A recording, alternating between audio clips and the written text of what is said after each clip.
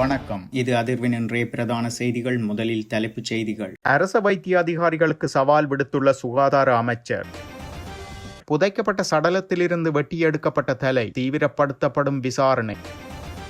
தென்னிலங்கையில் மாணவர்களுக்கு இடையில் கடும் மோதல், ஒருவர் மரணம். சஜித் பிரேமதாச இரட்டை வேடம் போடுகிறாரா? ஆளும் தரப்பு குற்றச்சாட்டு. 10 நாள் கால அவகாசம் முடிவடையும் நிலையில் ஈரானுக்கு மேலும் 48 மணி நேரம் கால அவகாசம் வழங்குகிறேன், ட்ரம்ப் அறிவிப்பு. மத்திய கிழக்கில் போர் தொடர்ந்தால் இலங்கைக்கு காத்திருக்கும் சிக்கல், விடுக்கப்பட்டுள்ள எச்சரிக்கை. பெட்ரோலிய விநியோகஸ்தர்கள் சங்கத்தின் அதிரடி முடிவு. 20 சொகுசு வாகனங்களுடன் 3 சந்தேக நபர்கள் கைது.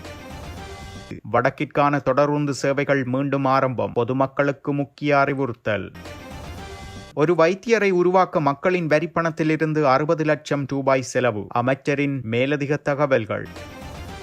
மருத்துவ பயிற்சிகளை நிறைவு செய்த வைத்தியர்களுக்கு நியமனம் வழங்கும் நடைமுறைக்கு எதிர்ப்பு தெரிவித்து அரசு வைத்திய அதிகாரிகள் சங்கம் முன்னெடுத்த பணிப்புறக்கணிப்பானது பேச்சுவார்த்தை நடத்துவதற்கு அடிப்படையற்ற ஒன்று என சுகாதார அமைச்சர் நலிந்த ஜெயதிச தெரிவித்துள்ளார். எனவே இதில் ஏதேனும் சிக்கல்கள் காணப்படின் நோயாளர்களின் உயிரை பிணை கைதிகளாக்காமல் நீதிமன்றத்தின் ஊடாக பிரச்சினைகளை தீர்த்து கொள்ளுமாறு அவர் அரசு வைத்திய அதிகாரிகள் சங்கத்திற்கு அறிவித்துள்ளார். அரசு வைத்திய அதிகாரிகள் சங்கத்தின் தொழிற்சங்க நடவடிக்கை குறித்து கருத்து தெரிவிக்கையில் இவ்வாறு குறிப்பிட்டுள்ளார். மேலும் அவர் தெரிவிக்கையில், நியாயமான காரணங்களுக்காக பணிப்புறக்கணிப்பு முன்னெடுக்கப்படுமாயின் எம்மால் பேச்சுவார்த்தை நடத்த முடியும். ஆனால் இது விவாதிப்பதற்குரிய விடயம் ஏதுமில்லாத அடிப்படையற்ற ஒரு பணிப்புறக்கணிப்பாகும். என்னுடன் பிரச்சனை இருக்குமாயின் எனக்கு சவால் விடுங்கள். அதற்கு சிறந்த வழி நோயாளர்களின் உயிர்களை இதில் சிக்க வைக்காமல் அவர்களை இதிலிருந்து விடுவிப்பதாகும். பயிற்சி நியமனங்களை வழங்குவது சட்டவிரோதமானது என கருதினால் சிறந்த வழி எனக்கு எதிராக நீதிமன்றம் செல்வதாகும். அப்போது நான் ஒரு தரப்பாகவும் நீங்கள் ஒரு தரப்பாகவும் இருந்து இந்த பிரச்சனையை தீர்த்து கொள்ள முடியும். எனவே அமைச்சருடன் உள்ள முரண்பாட்டிற்காக மக்கள் மீது பாரத்தை சுமத்த வேண்டாம் என தெரிவித்துள்ளார். இதேவேளை பயிற்சி வைத்தியர்கள் அரசாங்க சேவையில் இணைவதற்காக விண்ணப்பிப்பதற்கு வழங்கப்பட்டிருந்த கால அவகாசம் நேற்று நண்பகல் 12 மணியுடன் நிறைவடையவிருந்த நிலையில் அதனை எக்காரணம் கொண்டும் நீடிக்கப் போவதில்லை என அமைச்சர் ஏற்கனவே வலியுறுத்தியிருந்தார். இதற்கமைய இனிமேல் தாமதமாக விண்ணப்பித்தாலும் அரசாங்க வைத்தியசாலைகளில் பணியாற்றுவதற்காகவோ அல்லது சம்பளம் பெறுவதற்கோ வாய்ப்பு கிடைக்காதென்றும் சுகாதார அமைச்சர் இதன்போது மேலும் தெரிவித்திருந்தமை குறிப்பிடத்தக்கது. வவுனியா மகாரம்பைக்குளம் பகுதியில் புதைக்கப்பட்ட சடலம் ஒன்றிலிருந்து தலையை அகற்றிச் சென்ற சம்பவம் ஒன்று இடம்பெற்றுள்ளது. வவுனியா மகாரம்பைக்குளம் பகுதியில் 3 மாதங்களுக்கு முன்னர் இளம் குடும்பஸ்தர் ஒருவர் அகால மரணமடைந்திருந்தார். அவரது சடலம் மரண விசாரணைகளுக்கு பின்னர் கருப்பணிச்சான் குளம் மயானத்தில் புதைக்கப்பட்டிருந்தது. தற்போது புதைக்கப்பட்ட இடத்தை மீண்டும் தோண்டி அதிலிருந்து உயிரிழந்தவரின் தலையை அடையாளம் தெரியாத நபர்கள் அகற்றிச் சென்றுள்ளதாக அவரது பெற்றோர்கள் தெரிவித்துள்ளதுடன் வவுனியா போலீஸ் நிலையத்தில் முறைப்பாடும் பதிவு செய்துள்ளனர். அதே பகுதியில் அண்மையில் உயிரிழந்த ஒருவரின் இறுதிச் சடங்கு மயானத்தில் இடம்பெற்றுள்ளது. இதன்போது அந்த பகுதியில் இருந்து துர்நாற்றம் வந்துள்ளது. இதனை அடுத்து பொதுமக்கள் அந்த பகுதியை நேரில் பார்வையிட்ட வேளை குறித்த விடயம் தெரிய வந்துள்ளது. சம்பவம் தொடர்பாக வவுனியா குற்றப்பிரிவு போலீசார் தீவிர விசாரணைகளை முன்னெடுத்துள்ளனர். அமெரிக்காவுடன் ஒரு உடன்பாட்டை எட்டுவதற்கு ஈரானுக்கு மேலும் 48 மணி நேரம் கால அவகாசம் உள்ளதாக அமெரிக்க ஜனாதிபதி டொனால்ட் ட்ரம்ப் தெரிவித்துள்ளார். ட்ருத் சமூக வலைத்தளத்தில் அவர் இட்டுள்ள பதிவில் இந்த விடயம் தெரிவிக்கப்பட்டுள்ளது. இல்லையென்றால் பதற்றம் அதிகரிக்கும். ஒரு உடன்பாட்டை எட்டுவதற்கு ஹார்முஸ் நீரிணையை திறப்பதற்கு ஈரானுக்கு நான் 10 நாட்கள் அவகாசம் கொடுத்ததை நினைவில் வைத்துக் கொள்ளுங்கள். நேரம் விரைந்து கொண்டிருக்கிறது. இன்னும் 48 மணி நேரத்தில் அவர்கள் உடன்பாட்டுக்கு வராவிட்டால் நரகத்தை எதிர்நோக்க வேண்டியிருக்கும் எனவும் அமெரிக்க ஜனாதிபதி டொனால்ட் ட்ரம்ப் எச்சரித்துள்ளார். இது இவ்வாறு இருக்க மத்திய கிழக்கு போர் காரணமாக இலங்கையில் உணவு நெருக்கடி ஏற்படும் அபாயம் இருப்பதாக பொருளாதார ஆய்வாளர்கள் கணித்துள்ளனர். இந்த சூழ்நிலையில் நாட்டில் அனைத்து வகையான உணவுப் பொருட்களின் விலைகளும் சுமார் 15% அதிகரிக்கக்கூடும் என்றும் அவர்கள் சுட்டிக்காட்டியுள்ளனர். இந்த சூழலில் கீழ் நடுத்தர வர்க்கம் மேலும் வீழ்ச்சியடையும் என்றும் பல்வேறு நபர்களை சார்ந்திருக்கும் மக்களின் எண்ணிக்கையும் அதிகரிக்கக்கூடும் என்றும் அவர்கள் கூறுகின்றனர். இந்த விடயம் குறித்து கருத்து தெரிவித்த பேராதனை பல்கலைக்கழகத்தின் பேராசிரியர் வசந்த அத்துக்கொரல, தற்போதைய சூழ்நிலையை கருத்தில் கொண்டு உலகின் பல நாடுகள் உணவு பாதுகாப்பு நடவடிக்கைகளை மேற்கொண்டிருந்த போதிலும் இலங்கை இன்னும் அத்தகைய நிலையை எட்டவில்லை என்று கூறியுள்ளார். மத்திய கிழக்கில் போர் தொடர்ந்தால் நாட்டில் பெரும் உணவு நெருக்கடியை தவிர்க்க முடியாதென்றும் அவர் குறிப்பிட்டுள்ளார்.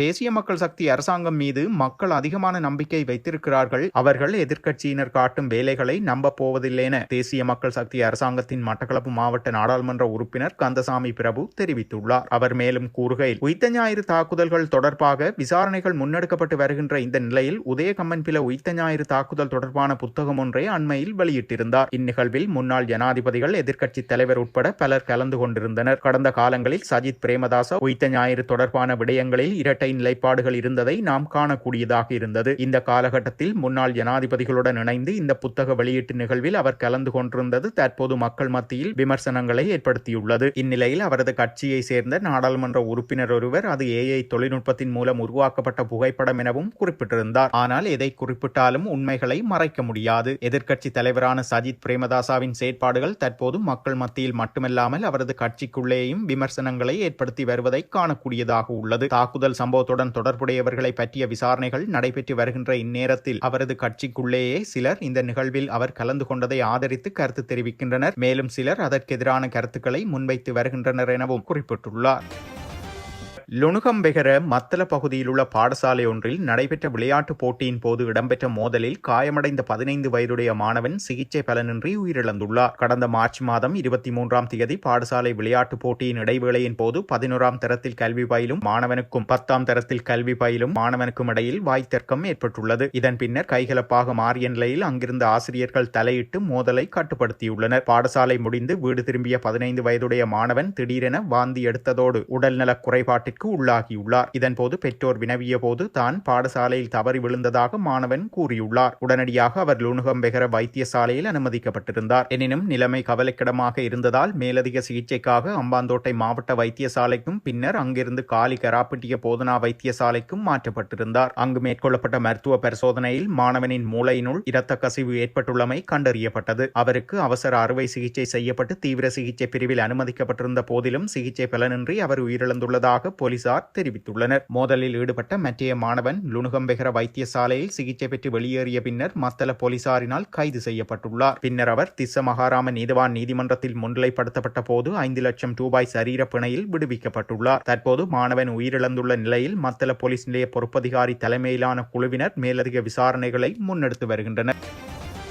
சட்டவிரோதமான முறையில் ஒன்றிணைக்கப்பட்ட நவீன சொகுசு கார்கள் உள்ளிட்ட 20 வாகனங்களுடன் 3 சந்தேக நபர்களை போலீசார் கைது செய்துள்ளனர். இவ்வாறு சட்டவிரோதமாக ஒன்றிணைக்கப்பட்ட வாகனங்கள் திட்டமிட்ட குற்றச் செயல்களுக்காக பயன்படுத்தப்பட்டுள்ளதாகவும் தெரிவிக்கப்படுகிறது. இந்த வாகனங்களை சட்டவிரோதமாக உருவாக்குவதற்கு போலீஸ் மற்றும் முப்படை உறுப்பினர்களின் ஒத்துழைப்பு கிடைத்துள்ளதாகவும் தகவல்கள் கூறுகின்றன. கடவத்தை, கம்பகா மற்றும் ஜாயல பிரதேசங்களை சேர்ந்த மூவரே இவ்வாறு கைது செய்யப்பட்டுள்ளனர். சந்தேக நபர்களிடம் பெறப்பட்ட தகவல்களுக்கு அமைய கடவத்தை, மீககவத்தை மற்றும் மொனராகலை ஆகிய பகுதிகளில் இருந்து இந்த வாகனங்கள் கண்டுபிடிக்கப்பட்டுள்ளதுடன் இவ்வாறான சுமார் 40 சட்டவிரோத வாகனங்கள் குறித்த தகவல்களும் கண்டறியப்பட்டுள்ளன. போலீஸ் பொறுப்பில் எடுக்கப்பட்ட இந்த வாகனங்களில் சொகுசு கார்கள், ஜீப் வண்டிகள், வேன்கள், லொரிகள் மற்றும் மோட்டார் சைக்கிள்கள் அடங்குவதாக தெரிவிக்கப்படுகிறது.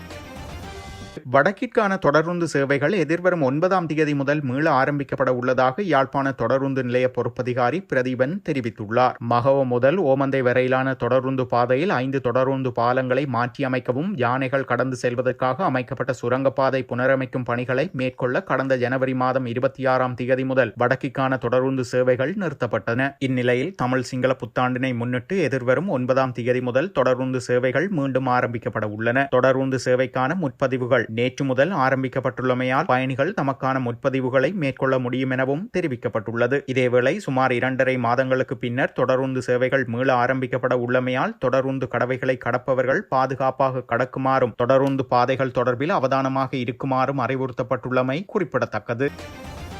போராட்டத்தில் ஈடுபட உள்ளதாக பெட்ரோலிய விநியோகஸ்தர்கள் சங்கம் இலங்கை பெட்ரோலிய கூட்டுத்தாபனத்தின் தலைவருக்கு கடிதம் அனுப்பியுள்ளது. பெட்ரோலிய விநியோகஸ்தர்களுக்கு வழங்கப்படும் தள்ளுபடிகள் அதிகரிப்பு உள்ளிட்ட தாங்கள் சந்திக்கும் பிரச்சினைகள் குறித்து கடிதம் அனுப்பியுள்ளனர். அச்சங்கத்தின் தலைவர் ஷெல்டன் பெர்னாண்டோ தங்களது கோரிக்கைகளுக்கு நாளை உரிய பதில் வழங்கப்படாவிட்டால் பெட்ரோலிய கழகம், அமைச்சகம் மற்றும் ஜனாதிபதி செயலகம் ஆகியவற்றின் முன்பாக போராட்டத்தில் ஈடுபடுவோம் என்றும் தெரிவித்துள்ளார். ஒரு வைத்தியரை உருவாக்குவதற்காக மக்களின் வரிப்பணத்திலிருந்து 60 லட்சம் ரூபாவுக்கும் அதிகமான தொகை செலவிடப்படுவதாக கிராமிய அபிவிருத்தி, சமூக பாதுகாப்பு மற்றும் சமூக வலுவூட்டல் அமைச்சர் பேராசிரியர் உபாலி பன்னிலகே தெரிவித்துள்ளார். அவர் மேலும் கூறுகையில், ஏனைய துறைகளுடன் ஒப்பிடுகையில் மருத்துவ பீடத்தில் இணைந்து வைத்தியராக வெளியேறும் மாணவர் ஒருவருக்காக அரசாங்கம் பாரிய தொகையை செலவிடுகிறது. ஒரு பொறியியலாளரை உருவாக்குவதற்கு அரசாங்கம் 30 லட்சம் ரூபாய் வரை செலவிடுவதாகவும் அமைச்சர் சுட்டிக்காட்டியுள்ளார். நமது நாட்டின் சுகாதாரத்துறையை எடுத்துக்கொண்டால் ஏனென்றால் எமது அரசாங்கமும் சுதந்திரத்தின் பின்னர் ஆட்சிக்கு வந்த ஒவ்வொரு அரசாங்கமும் இலவச சுகாதார சேவையை வழங்கவே சிந்தித்தன. இப்போது எமது நோக்கம் மக்களுக்கு இயன்றவரை இலவச சுகாதார சேவையை வழங்குவதாகும். ஒரு நபரின் பணப்பையில் உள்ள பணத்தை கொண்டு அவர் வாழ்வதா அல்லது இறப்பதா என்பதை தீர்மானிக்க கூடாது என்பதில் நாங்கள் உறுதியாக உள்ளோம். அதனால்தான் இலவச சுகாதார சேவையை வலுப்படுத்த எங்களால் முடிந்தவரை முயற்சி செய்கிறோம். மேற்கத்தைய மருத்துவ கல்லூரிகள் உலகில் வேகமாக வளர்ச்சியடைந்து வருகின்றன. இலங்கையில் ஒரு வைத்தியரை உருவாக்குவதற்கே அதிக வரிப்பணம் செலவிடப்படுகிறது. பல்கலைக்கழகத்தில் நுழையும் மருத்துவ மாணவர் ஒருவர் 5 வருடங்களின் பின்னர் வெளியேறுவதற்காக இந்நாட்டு மக்கள் 60 லட்சம் ரூபாய் வரை செலவிடுகின்றனர். ஒரு பொறியியலாளரை உருவாக்க நாம் செலவிடுவது 30 லட்சம் ரூபாய் மாத்திரமே. வரி செலுத்தும் மக்கள் அதைவிட 2 மடங்கு தொகையை வைத்தியர்களுக்காக செலவிடுகின்றனர். நமது நாட்டில் 35,000 முதல் 38,000 வரையிலான வைத்தியர்கள் உள்ளனர். அவர்களில் சுமார் 25,000 முதல் 28,000 பேர் வரை அரசு வைத்தியசாலைகளில் பணியாற்றுகின்றனர். இவர்கள் சமூகத்தில் ஒரு விசேட பொறுப்பை கொண்டவர்கள். இவர்களிடமிருந்து சமூகம் ஒரு விசேட சேவையை எதிர்பார்க்கிறதென்றும் அவர் தெரிவித்துள்ளார். இத்துடன் செய்திகள் நிறைவடைகின்றன. மறக்காமல் அதிர்வு சேனலை லைக் மற்றும் சப்ஸ்கிரைப் செய்து கொள்ளுங்கள்.